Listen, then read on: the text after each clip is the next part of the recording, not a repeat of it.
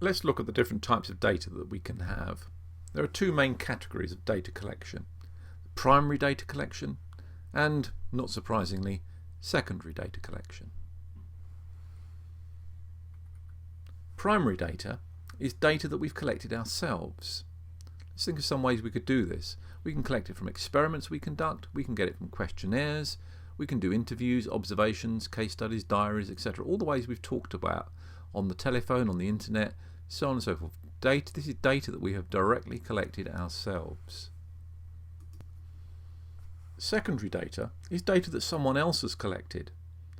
So we're thinking here about examples like information that we get from newspaper articles, that we get from websites we visit, or that we get from textbooks or journals or other published statistics. So for example, every 10 years the government carries out a census of the population so that we know what categories and what age groups and so on the population falls into. If we use that data for our own purposes by looking at the census data the government has collected, then that's a secondary source. Let's look at these different sources and see what advantages and disadvantages we have. With primary, obviously there's a great deal of control over the methods of collection.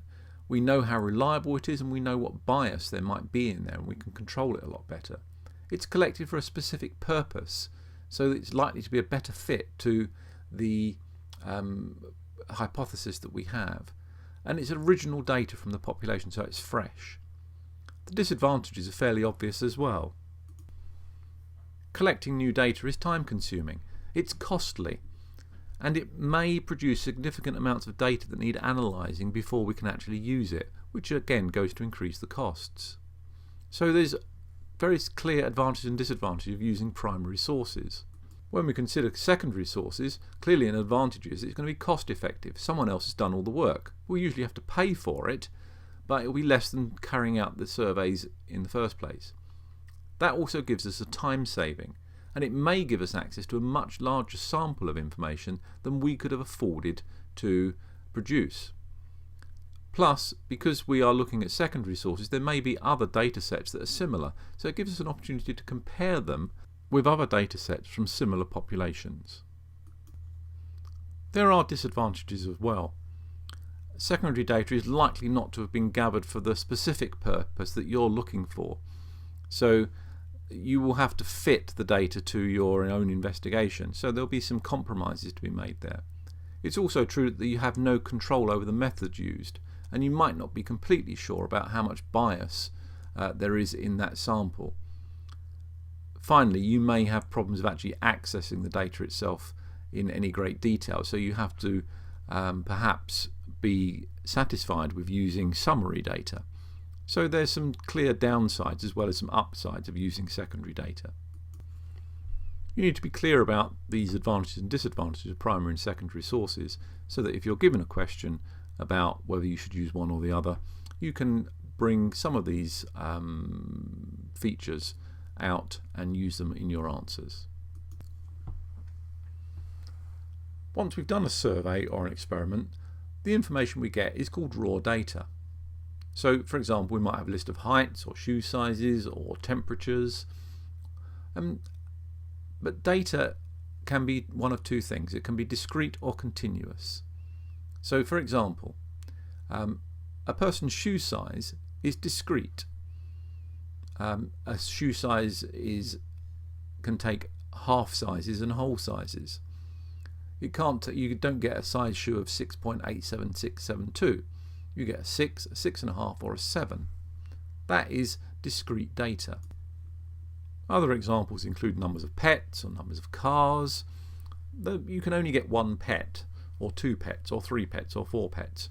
You don't have 3.2 pets. So they're discrete values. Continuous data can take any value. So if you think about someone's height, they can be 1.8 meters tall, they can be 1.805672 meters tall.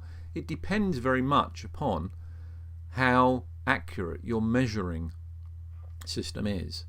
So height, for example, is a continuous variable. Knowing what types of measurement are discrete and continuous is important because it helps us decide what kind of method to display the data is, for example. So we wouldn't use a pie chart, for example, for continuous data, and we wouldn't use a histogram for discrete data. Usually we'd use a bar chart. So let's have a look, see if we can sort these variables into two lists, discrete and continuous data. So let's take first the time it takes for a phone battery to die. Well, that could be any time down to the last second or even part of a second. The number of biscuits in a packet is clearly going to be discrete, as is eye colour. Shoe size, we've already talked about that one, it's discrete. The time to run a marathon is continuous because it could be any amount of time. Final two values there, number of CDs and height. Well, clearly number of CDs is discrete because you can only have a whole number of each one, and height is continuous. So we've covered two main things here. We've looked at primary and secondary sources of data, and it's important that you can distinguish between the two and look at the advantages and disadvantages of each. And there's a lot of information in this video to help you do that. Secondly, we've looked at the difference between discrete and continuous data, and it's very important that you can know when an item of data is a discrete item and when it's continuous. The other item that we'll just briefly mention here, but cover more when you look at graphs and charts, is the idea of categorical data.